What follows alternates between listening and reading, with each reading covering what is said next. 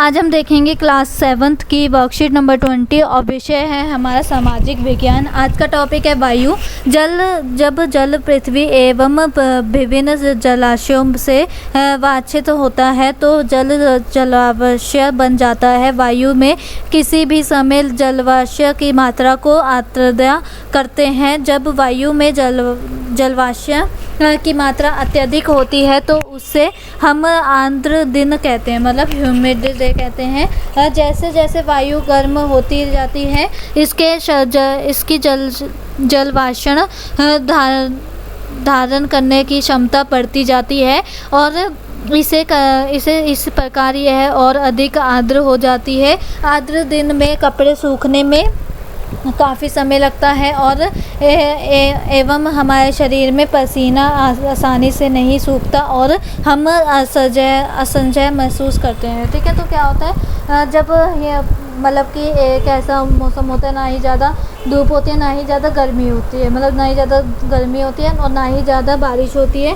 उस टाइम पे क्या होता है, ना ही धूप पड़ेगी ना ही बारिश होगी और कपड़े भी नहीं सूखते हमारे, और ऊपर से जो पसीना आता है या फिर हम हाथ मुँह धो लें तो वो सूखता भी नहीं है इतनी जल्दी और हमें इतना गंदा लगता है जैसे पता नहीं क्या हो गया हो।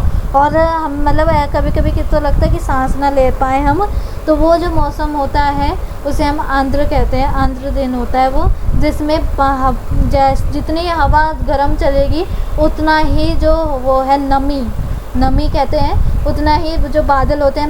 मैंने आपको प्रीवियस वर्कशीट में बताया था कि यहाँ पर देखो जैसे सी में क्या होता है, सूरज की किरणें क्या करती है, पानी को इवेपोरेट करती है, उससे बादल बनते हैं। बादल एक दूसरे से टकराकर या किसी भी प्रॉब्लम से वो जाते हैं और फिर बारिश नहीं होने लगती है, फिर दोबारा अगेन सी में चले जाते हैं। तो इस प्रोसेस को ही, ये जो प्रोसेस है इसमें उससे पहले क्या होता है, जब धूप से बादल बनते हैं और उससे पानी से जब बादल बनते हैं तो क्या होता है, वो उसमें ह्यूमिडिटी होती है बहुत ज़्यादा, मतलब बहुत ही ज़्यादा नमी वाला दिन हो जाते हैं वो, और नमी के कारण फिर ये सारी प्रॉब्लम्स हमें झेलनी पड़ती हैं। अब वर्षण के प्रकार क्या है, पहला है संवहनी वर्षा, मतलब कि एकदम बहुत गर्मी हो रही होती है और उस दिन बारिश पड़ जाए तो एकदम नीचे से क्या होती है, ज़मीन से गर्मी उठती है। ठीक है, और दूसरी होती है चक्रवाती वर्षा, जिसमें एक तरफ से गर्म हवा आती है और जाती है वो ठंडी हवा। ठीक है,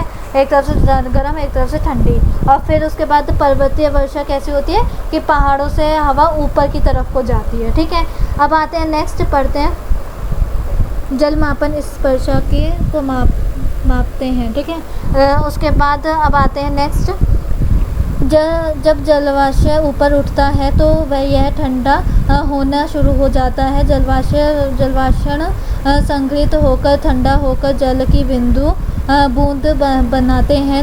बादल इन्हें जल बूंदों को ही एक समूह बनता है। ठीक है, ये वही आपको प्रोसेस बताया गया है कि पहले इवेपोरेट होता है, इवेपोरेट से फिर बादल बनते हैं, फिर बादल फट जाते हैं और फिर उसके बाद बारिश हो जाती है, फिर दोबारा वो कहाँ पे आ जाते हैं, समुद्रों में आ जाते हैं। तो अब नेक्स्ट वाला पैराग्राफ पढ़ते हैं। आकाश में उड़ते हुए जेट हवाई जहाज अपनी पीछे सफ़ेद पथ चिन्ह छोड़ते हैं। ठीक है, जो जेट उड़ते हैं वो उसमें वही होता है, सफ़ेद सा धुआं छोड़ते हैं। इनके इंजनों से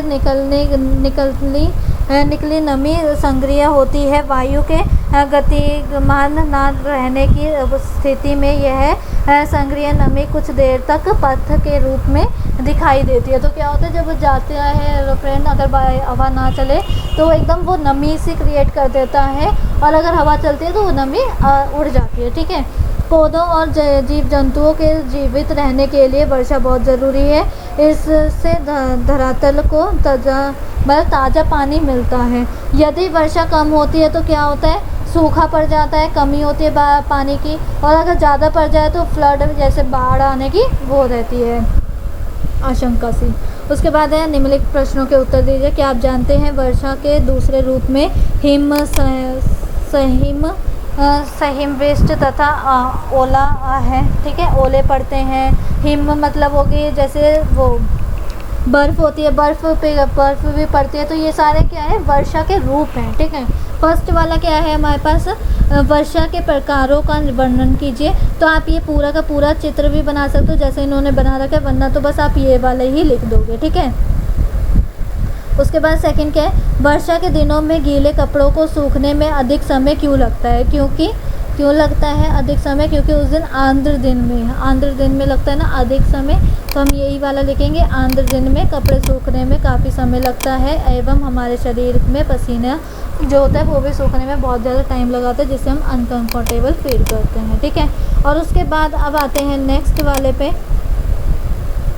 आपके अनुसार दिल्ली में किस माह के वर्षा सबसे अधिक हुई है? कौन सा महीने में सबसे ज़्यादा वर्षा हुई है?